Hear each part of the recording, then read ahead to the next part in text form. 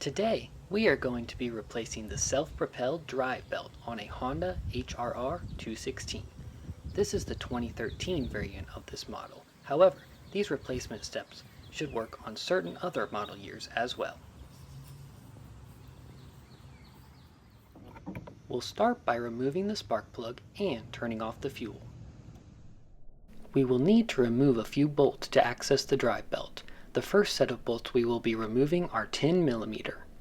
Starting with the left rear wheel, we will remove this 10mm bolt. Now moving to the right rear wheel, you will notice that we can't access the bolt without removing the wheel first. We will remove this with a 12mm socket. Now be careful to keep both of the washers. Now we can access this 10mm bolt. Next, we move to the back. There is a torque bolt at the top as well as a 10mm at the bottom to remove. However, on this particular mower, the 10mm is missing. There is a T-nut style washer behind all of these, so be careful not to lose those either. So we will move underneath the mower, and once again you will notice that there are two 10mm bolts that must be removed to help get the plastic cover out of the way. You should now be able to remove the plastic cover. It might take a little bit of maneuvering to get it out. We now have access to the Honda self-propelled system as well as changing the belt. I have chosen to start off with a little bit of cleaning, however this part is optional. You will now remove this top 10mm as well as the bottom 10mm to remove the belt guard. It should now come right off.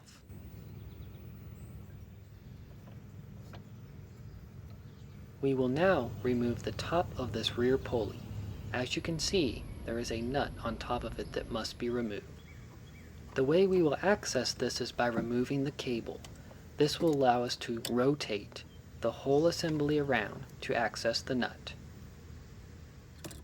I will now use an impact wrench coupled with a 14mm socket to remove.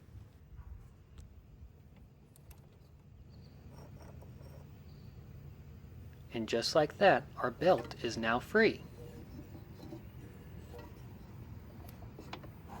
This is the part number for my particular model, and as you can see, the part numbers and belts do match up. We will now begin with reassembly. Make sure you get the belt around the guard and in the groove. At this point, you may now begin to reinstall the upper part of the pulley. Make sure the holes and nubs match up on the pulley before reinstalling. Also, make sure that the belt is on the engine side pulley as well before installing the guard. Now begin to thread in the two bolts before tightening them down. This is what it should look like up to this point with or without the blade on. We will now reinstall the self-propelled cable by twisting it down and over back into its spot. It is now time to reinstall the spring.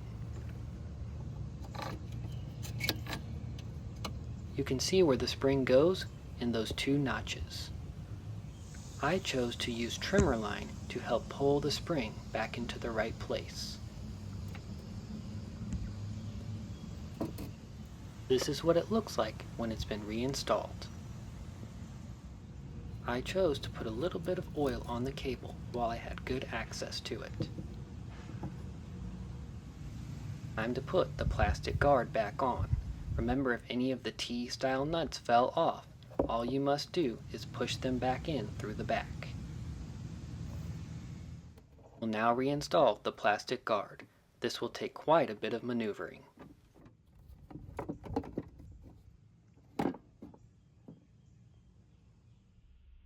Make sure that the mulch flap nub lines up. We will now begin to reinsert our 10mm bolts.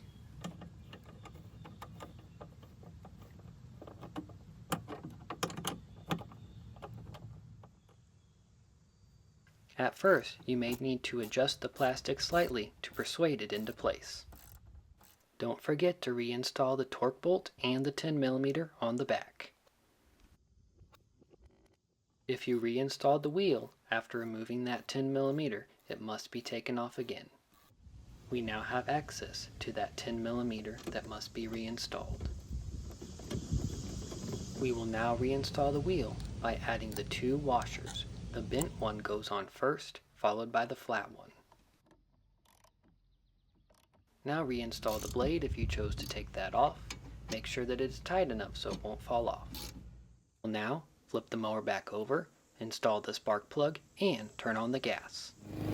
We will now test the self-propelled to make sure that it is working. It works great. Thanks for watching.